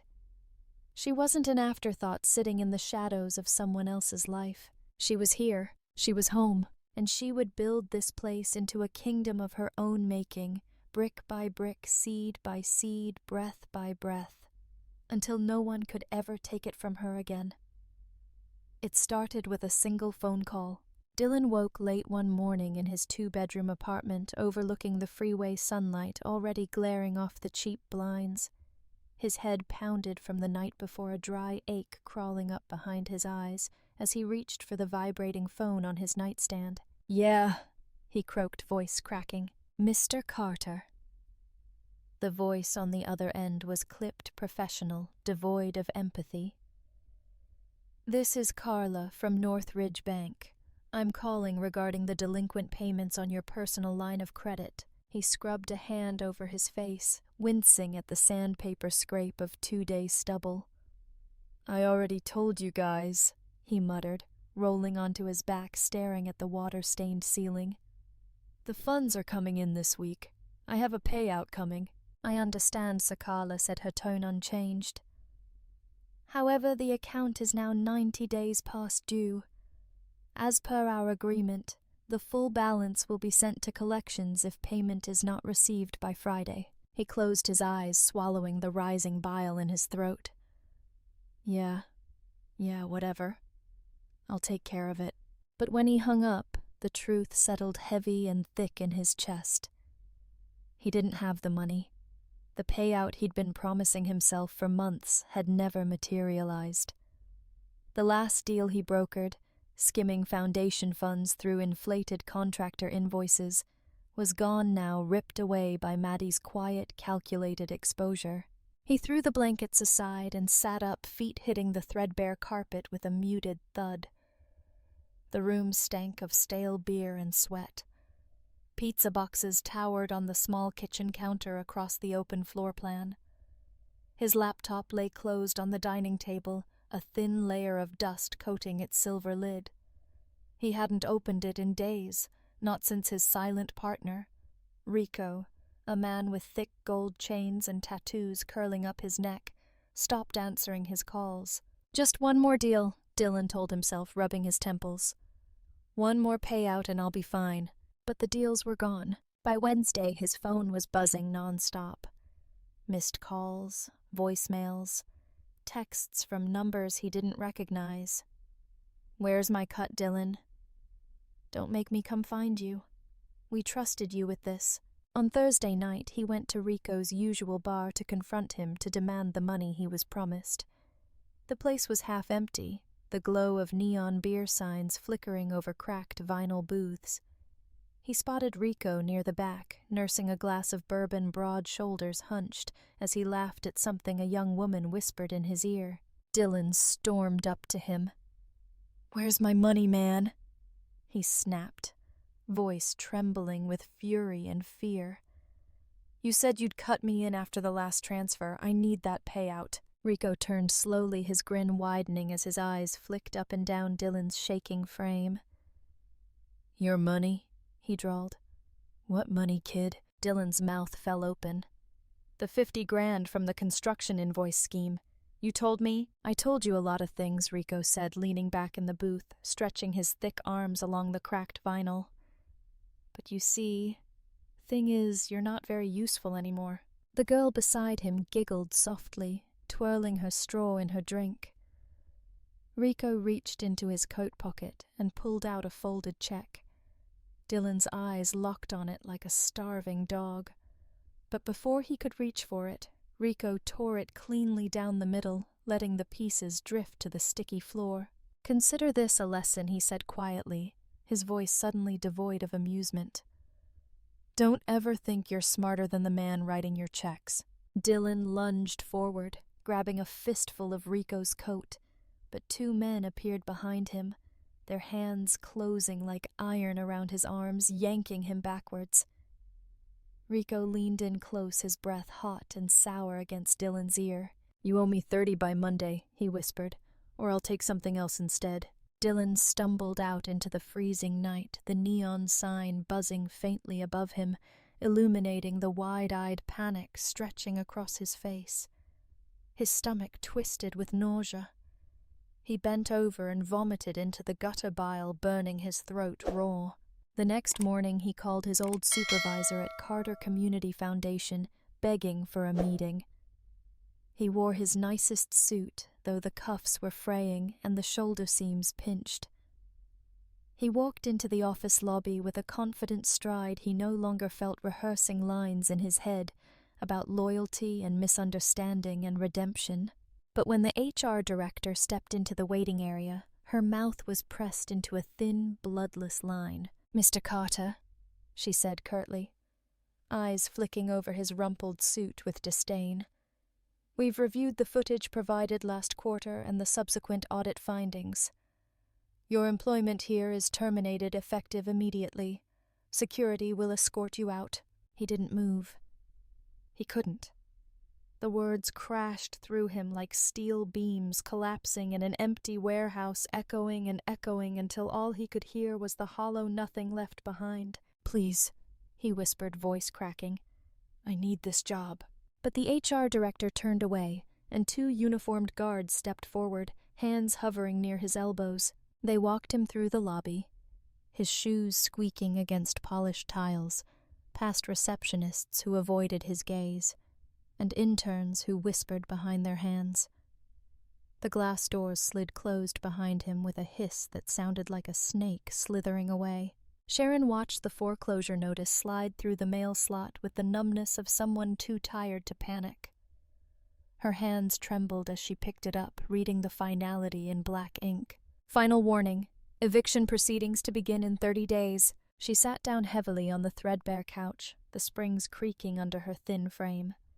The living room around her looked like a mausoleum. Yellowed curtains framing dirty windows, cracked linoleum curling at the edges, a thin film of dust clinging to every forgotten surface. She reached for her phone with shaking fingers and called her older sister in Idaho. "I need to stay with you for a while," she said, her voice small, stripped of the acid she used to lace it with when speaking to anyone who disappointed her. Just until I figure things out." That night she lay curled on her mattress, staring up at the ceiling, rage coiling hot and thick in her chest. "This is her fault," she hissed into the darkness, eyes burning with unshed tears. "All of it. Ungrateful little bitch. She could have saved us." She pressed her hands flat against her temples, trying to squeeze out the memory of Maddie's last words, the quiet finality in her daughter's voice that still echoed through her bones. "Live with what you've done." Sharon closed her eyes tight, but she couldn't block it out. It reverberated in the hollowness of her chest, a truth she would carry like rot for the rest of her days. The morning sun spilled into Maddie's small kitchen in streaks of pale gold, catching motes of flour dust drifting in the quiet air.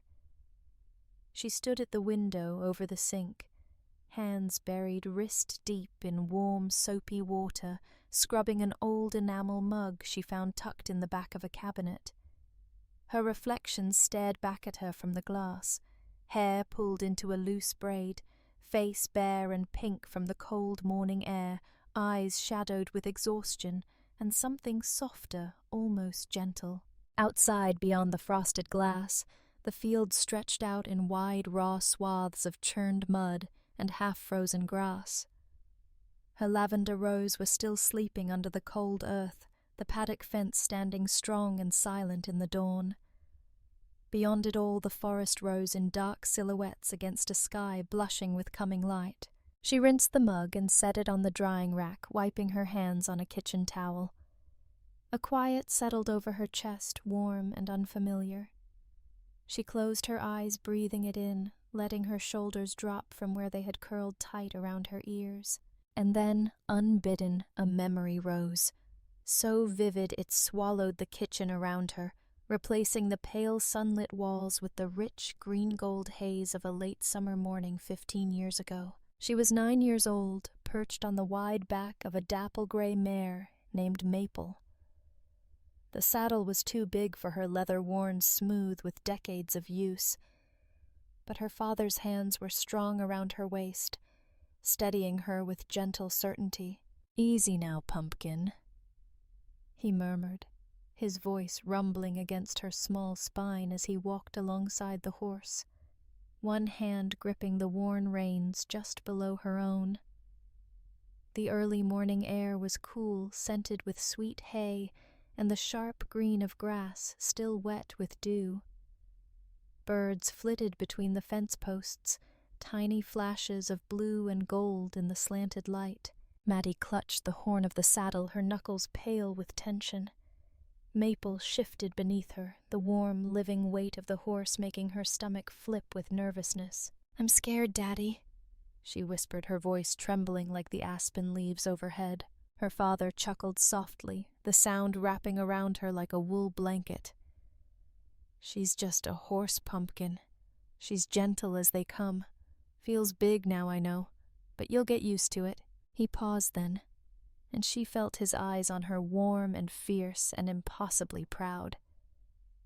He reached up with his free hand, cupping the back of her head, where her hair spilled out from under her old bike helmet. "You listen to me, Madeline Rose," he said, his voice going quiet and strong, the way it always did when he wanted her to hear him with more than her ears. "It's good to be kind. God knows this world needs more kindness."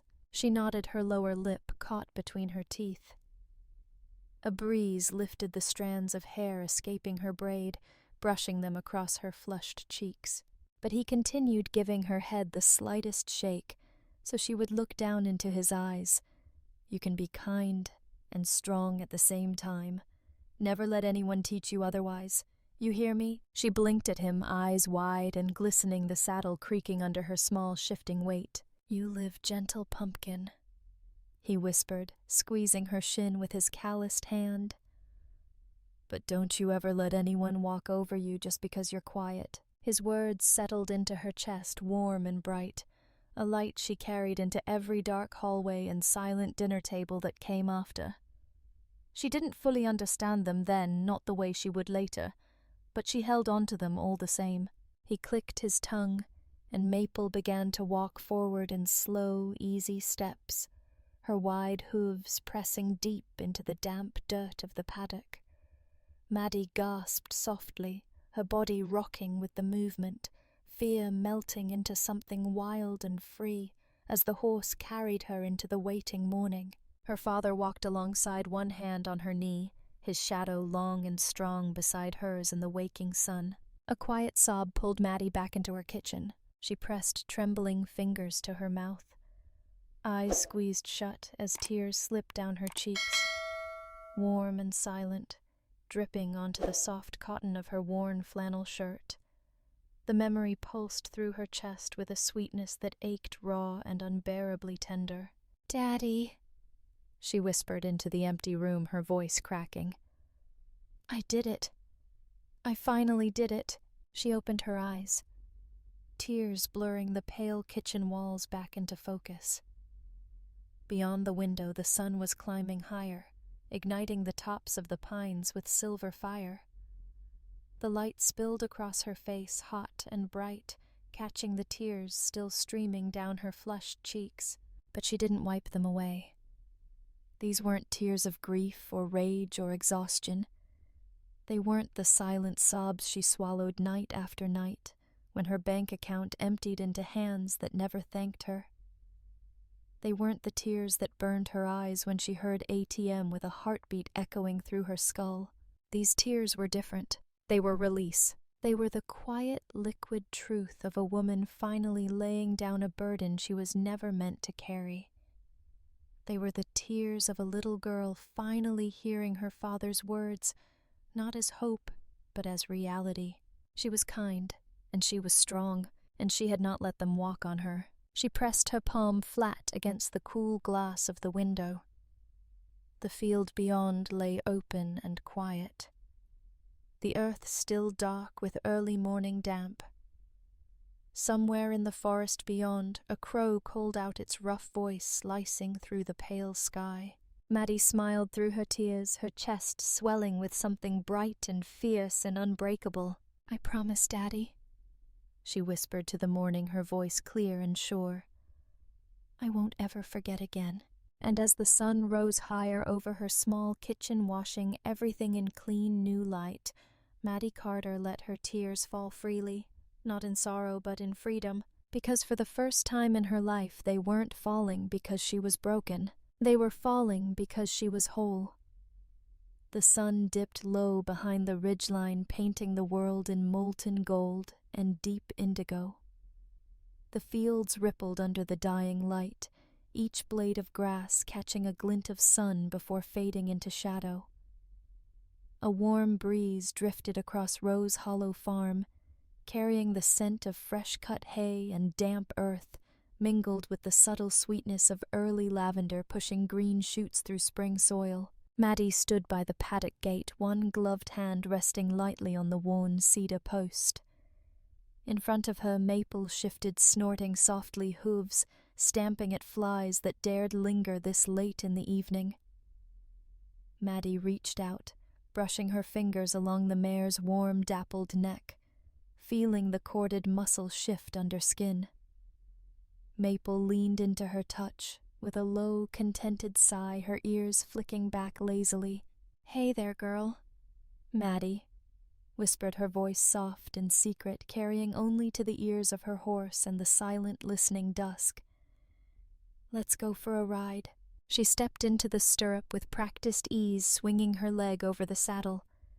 The leather creaked under her weight, worn and pliant from daily conditioning.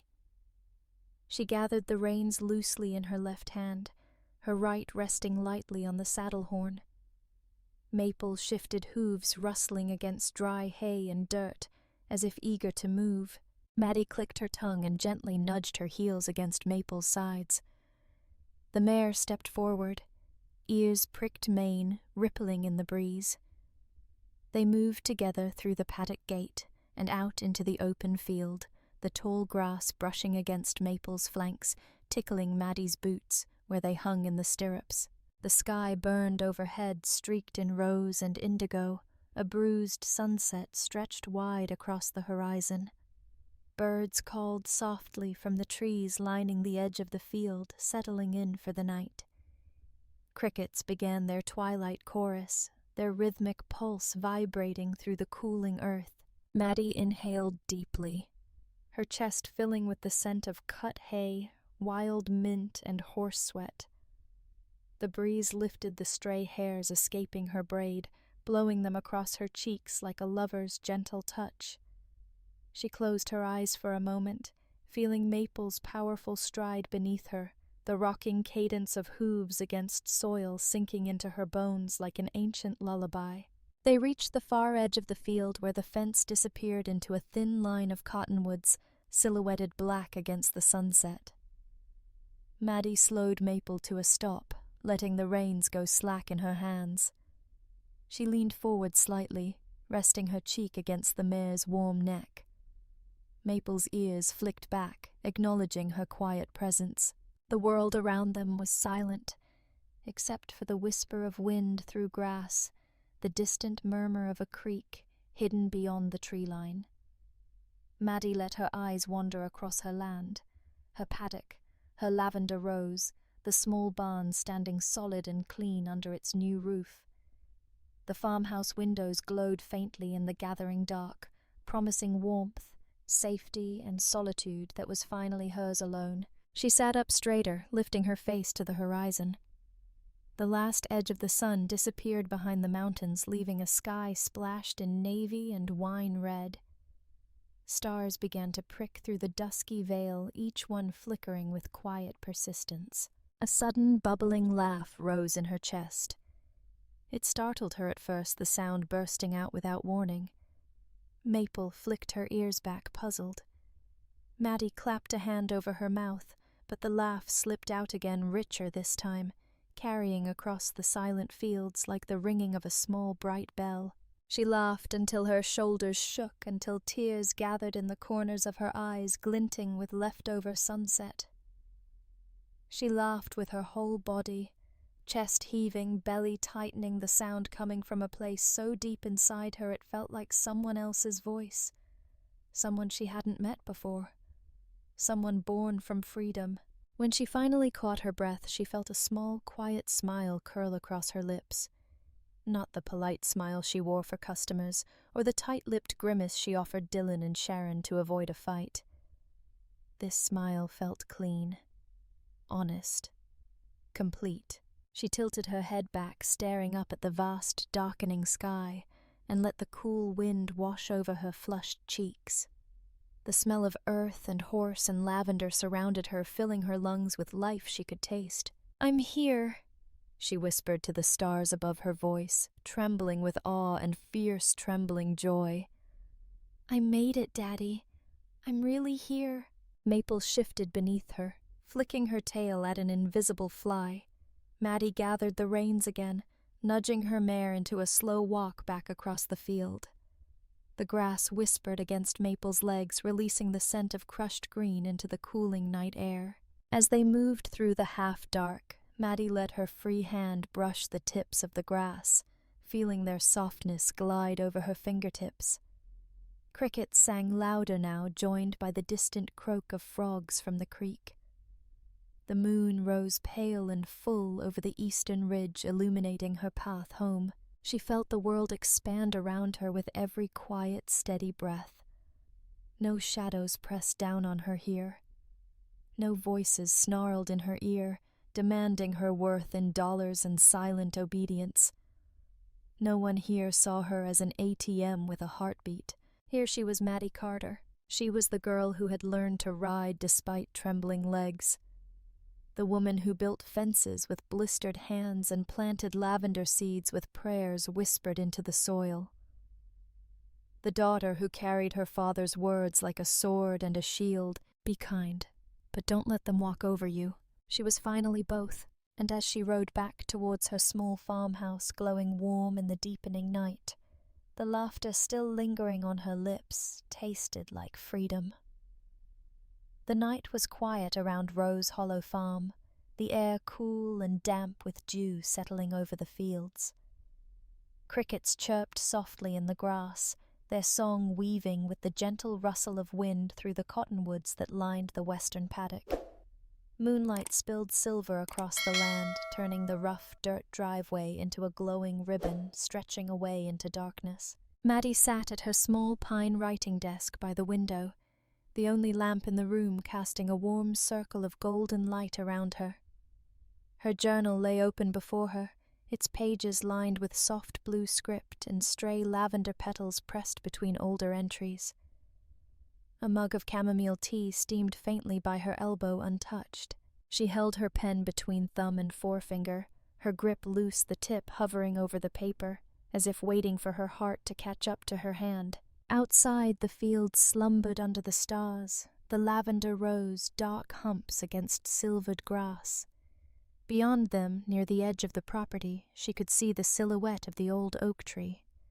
Its branches rose wide and patient into the sky, each leaf trembling faintly in the breeze like small prayers whispered into the night. She closed her eyes and remembered him. Her father standing under those same branches, boots planted firm in the soft earth, his hands wrapped around hers as he guided her small fingers to grip Maple's reins for the first time. "She's strong," he whispered into her ear as the mare shifted beneath her. "But you're stronger. Horses know when you're afraid, Pumpkin. They listen to your heart, not your hands." She felt tears rising warm and quiet, cresting her lashes and sliding down her cheeks. She set the pen to paper and began to write, her breath catching around each word. "Dear Daddy, tonight the moon is so bright it feels like daylight poured in silver. I'm sitting here at my desk looking out at the fields. Maple's sleeping by the fence. I can hear her breathing even from here. The lavender rose are coming in strong. Next spring they'll bloom purple and soft, and the whole farm will smell like peace. I've been thinking about you a lot lately. About what you'd say if you saw all of this. The house, the barn, the paddock fence I rebuilt with my own hands. The quiet here is different, Daddy. It doesn't hurt the way silence did back then. Here it feels like something I earned, like something I chose. Do you remember the last thing you told me before you went to sleep that final night? You said, "Live kind, pumpkin. But don't you ever let them walk over you just because you're quiet." For a long time, I thought being kind meant letting them take what they wanted. My money, my time, my heart, my worth. I thought if I just gave enough, they'd finally see me, love me, but they didn't. And that's not on me. I want you to know I didn't hurt them in the end. I didn't take revenge. I didn't drag them through court or watch them beg me for mercy. I just left. I walked away from it all, from them, from the years they spent telling me I wasn't enough unless I was paying their bills or carrying their shame. I thought revenge would feel like freedom, but it didn't. Leaving did. Leaving felt like finally choosing myself over their forgiveness. Sometimes at night when it's quiet like this, I wish you were here to see it, to see me. Not the girl who cried herself to sleep wondering why her mother never called her beautiful. Not the woman bent double under guilt that was never hers to carry. Just me. The girl you lifted onto a horse and told, "You've got this, pumpkin." I do, Daddy. I've got this now. And tomorrow night I'll sit out under the oak tree with a cup of chamomile, and I'll watch the stars come out one by one, and I'll think of you. I hope wherever you are you can see me now. I hope you're proud. I hope you know I kept your words close even when it hurt to hear them. I didn't let them walk over me, Daddy. I walked away. That's what freedom feels like. Love always, Maddie. She set the pen down and pressed her palm to the page, feeling the ink drying under her fingertips. Her shoulders trembled with quiet sobs, tears slipping down to splash against the open journal. But these tears didn't burn like they used to. They felt clean like warm rain falling on parched earth. She closed the journal carefully, tying the thin leather strap around its cover. She slipped on her boots and pulled a thick knitted cardigan around her shoulders before picking up the journal and cradling it against her chest. Outside, the air was cool and smelled of damp grass and wood smoke drifting from distant farmhouses. Crickets hummed softly under the porch steps as she walked out into the yard, her boots crunching over gravel and dry leaves. The moon cast her shadow long and thin across the ground, stretching towards the silent oak tree, waiting at the far edge of the field. She reached it and knelt down at its wide, gnarled roots.